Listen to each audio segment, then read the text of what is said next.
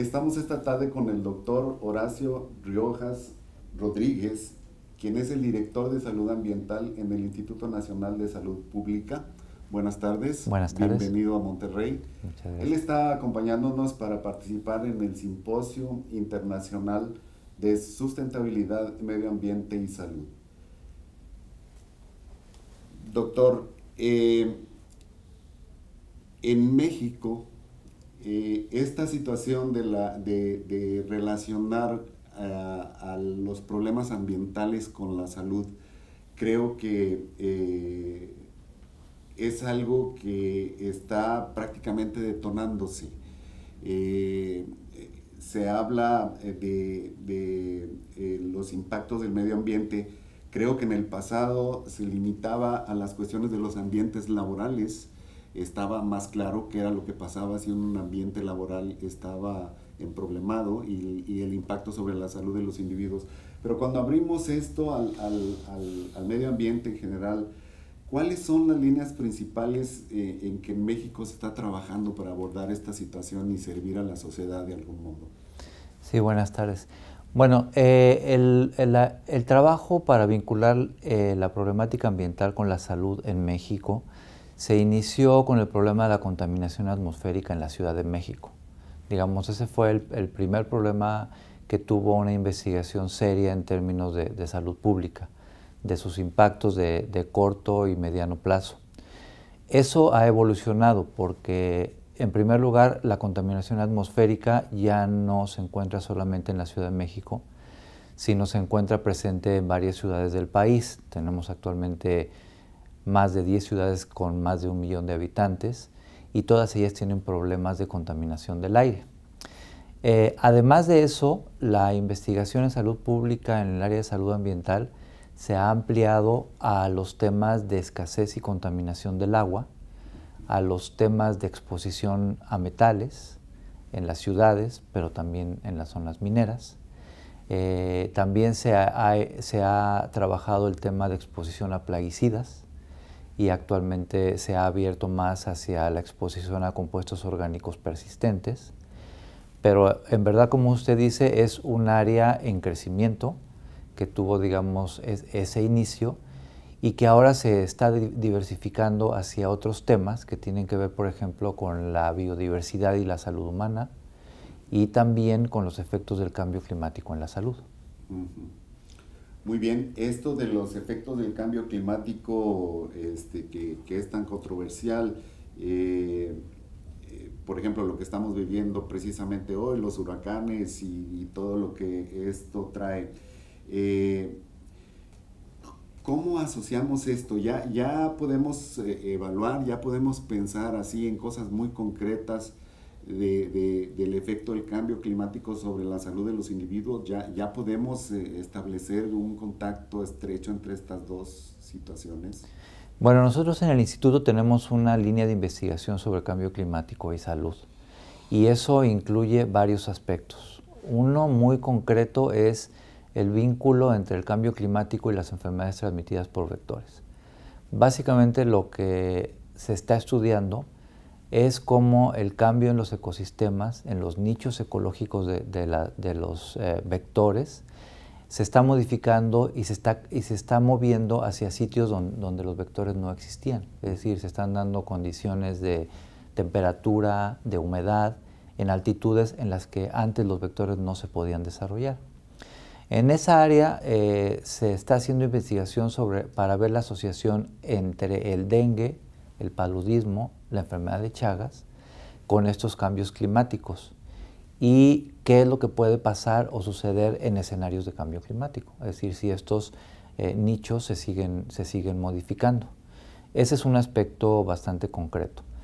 El otro es los efectos que puede tener la escasez del agua con las sequías y la producción de alimento y sus repercusiones en la nutrición, por ejemplo.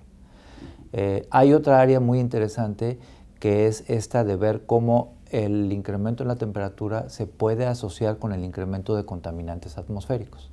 O sea, básicamente lo que sucede, por ejemplo, con contaminantes como el ozono, es que estos se producen y pueden permanecer más tiempo en la atmósfera mientras más cálidos son los días. Entonces, esta asociación entre el incremento de la temperatura y algunas enfermedades, como las enfermedades respiratorias, enfermedades cardiovasculares, también es tema de estudio actualmente. Muy bien. Parece ser que entre los jóvenes, a través de las redes sociales, que ahora ellos usan tanto, mucho más que nosotros, hay ciertas cosas que parecen ser de mucho impacto, como por ejemplo, hablan mal de los lácteos, de que las vacas están siendo alimentadas con hormonas y que no tomes leche. Veo, por ejemplo, mensajes entre los jóvenes de que no tomes leche, la leche es para los becerros y mira cómo están, y cosas de ese tipo. Por otro lado, sabemos que los productos muy procesados, también de mucho gusto por la juventud, tienen una serie de problemas por ingredientes que son adicionados para mantener sabores, para mantener texturas, para hacer una serie de cosas.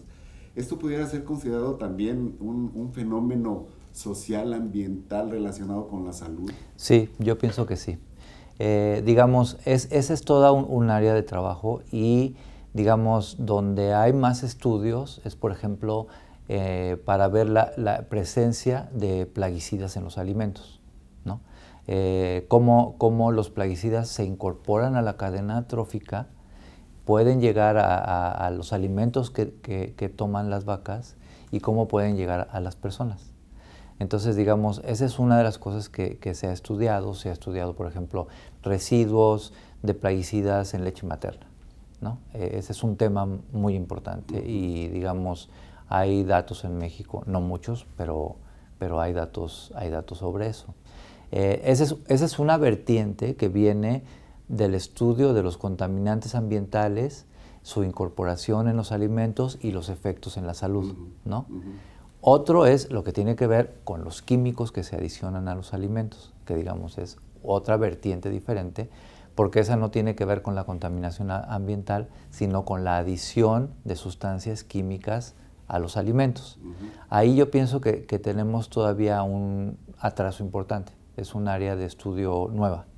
Entonces, toda esta parte de cómo podemos ingerir sustancias tóxicas y los riesgos a la salud es un área en desarrollo en México. Más se ha trabajado, como digo, la parte de plaguicidas y de algunos otros compuestos orgánicos persistentes que se incorporan a los alimentos. Muy bien. Sobre todo en esta última parte, donde obviamente pues las grandes compañías productoras de alimentos manejan cantidades enormes de dinero, la investigación que se hace en este campo de medio ambiente y salud, o el impacto de estas cosas que estamos platicando sobre la salud, el dinero para investigar en México, ¿de dónde sale? ¿Cuáles son los organismos que proporcionan los fondos para poder trabajar haciendo investigación en este campo? La principal fuente de financiamiento para hacer estas investigaciones es el CONACYT, ¿no? O sea, digamos, en los programas que tiene, en las demandas que se generan cada año, se han ido incorporando poco a poco la agenda de salud ambiental. Entonces, el CONACYT tiene fondos nacionales y tiene fondos estatales. Y yo diría que la mayoría de los fondos para investigación vienen del CONACYT, de los fondos de ciencia básica o de los fondos de salud, ¿no? Esa es la principal fuente. A veces se consiguen fondos de financiadoras extranjeras, que cada vez es menos, pero sí existen estudios en México financiados por organismos que tienen que ver con problemas de salud ambiental a nivel global o que tienen en su agenda este tipo de proyectos.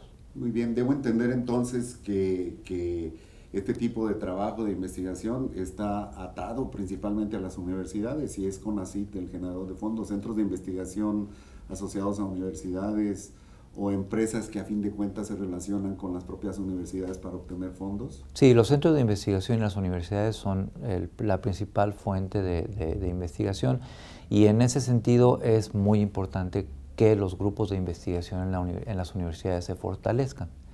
No son muchas las universidades que tienen grupos de estudio en salud ambiental, y que por dos lados deberían de crecer, por el lado del problema ambiental y por el lado de los impactos en la salud pública. Entonces, la salud ambiental es un área interdisciplinaria, ¿sí? que requiere de la conformación de estos grupos y que requiere también de la formación de recursos humanos que sepan hacer estas cosas. Muy bien. Yo platicaba respecto al manejo de los fármacos en México como un problema que tiene un impacto en los tres campos de la sustentabilidad. En México no puedo conseguir en una farmacia el número de comprimidos o cápsulas que el médico me recetó. Generalmente me dice, te vas a tomar 6 cápsulas y me dice cada X tiempo, pero si yo voy a la farmacia compro una caja con 12 o a veces hasta con 18. Y voy juntando en mi casa un residuo de medicamentos que luego intercambiamos por ahí con la familia.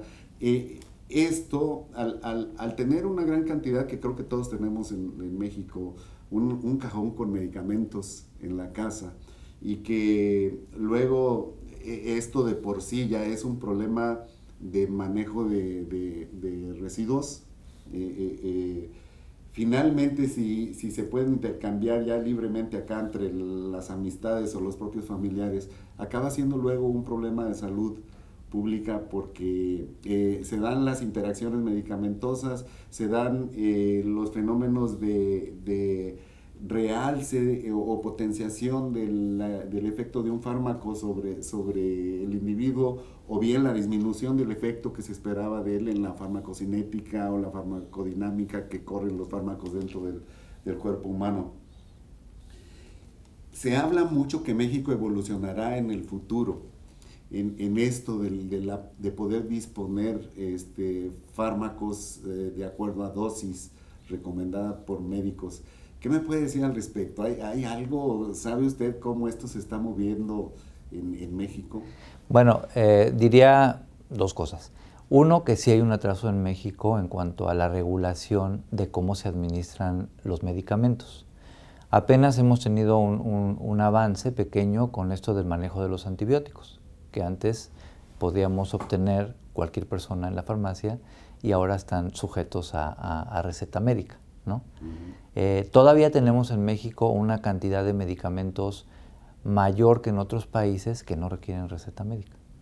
Entonces, la regulación en ese sentido tiene que modificarse y tiene que avanzar, ¿no? Para ir hacia lo que usted dice de que yo me tome o me den en la farmacia solamente el número de pastillas o de medicamentos que yo necesito. Entonces, sí hay un atraso y yo pienso que va a evolucionar hacia allá.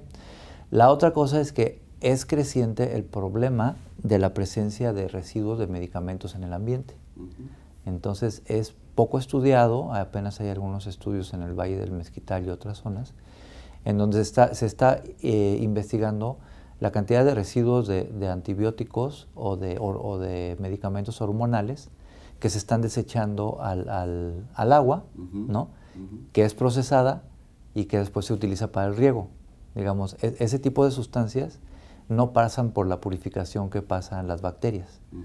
Y entonces estamos comenzando a tener un problema de presencia de sustancias químicas en las aguas de riego, por ejemplo, ¿no? Y eso se incorpora después también a los alimentos. Entonces son como problemas nuevos que vamos a tener que atender con mayor atención. Están resultando, el impacto de estos compuestos químicos sobre el medio ambiente tiene varias vertientes de análisis, porque en mi experiencia como microbiólogo sé del fenómeno que se genera, que le llaman viabilidad no cultivabilidad, bacterias acostumbradas a la presencia de una cierta sustancia química en el agua donde están viviendo, que ya no podemos detectar con los medios de cultivo tradicionales que había, porque esta bacteria ya tiene una demanda nutricional adicional y una serie de fenómenos que... Y el otro, si me permites, es la resistencia a antibióticos. La resistencia a los antibióticos es otro. Entonces, eso es gravísimo. Muy grave, y cada vez tenemos más problemas de estos en los hospitales. O sea, estamos generando bacterias ultra resistentes, ¿no? Y que cada vez se hacen resistentes a los antibióticos más fuertes y más caros. Muy bien, finalmente, si tuvieras a los investigadores de la Universidad de Nuevo León relacionados con este campo enfrente de ti en este momento, ¿qué les recomendarías? Yo les recomendaría fuertemente que generaran una agenda de investigación en salud ambiental para Nuevo León. Eso tiene varios temas que para mí son muy importantes. El primero de ellos es el problema de la contaminación del aire. Actualmente, como vamos a ver en el Congreso, muchos días Monterrey es la ciudad más contaminada del país. Tenemos muy pocos estudios de la composición química de las partículas a las que se está exponiendo la población en Nuevo León. Y yo pienso que ese es un tema prioritario que tiene mucho que ver con la presencia y el tipo de industrias que hay en el estado. Entonces yo pienso que ese es un tema importante. El otro también es el que tiene que ver con cambios climáticos y vectores, porque Nuevo León y muchas partes del norte es susceptible a que muchos de estos vectores se instalen y traigan enfermedades nuevas, como el virus del Nilo, ¿no?, que son transmitidos por vectores similares al del dengue. Entonces yo creo que es importante generar una agenda sobre cambio y deterioro ambiental vinculado con enfermedades emergentes. Yo creo que eso es muy importante.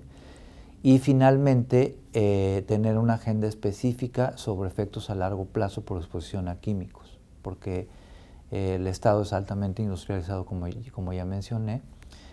Se están incorporando todo el tiempo nuevas sustancias químicas al ambiente y tenemos poca investigación de los efectos, sobre todo en las poblaciones más sensibles, por ejemplo, las mujeres embarazadas, los niños, los ancianos. Entonces, hay todo un tema de efectos en el desarrollo de estas sustancias químicas en los niños, por ejemplo, y efectos en población más sensible como los ancianos, ¿no? Actualmente se vincula mucho problemas cardiovasculares con exposición atmosférica a contaminantes, y yo pienso que son temas muy importantes para el Estado.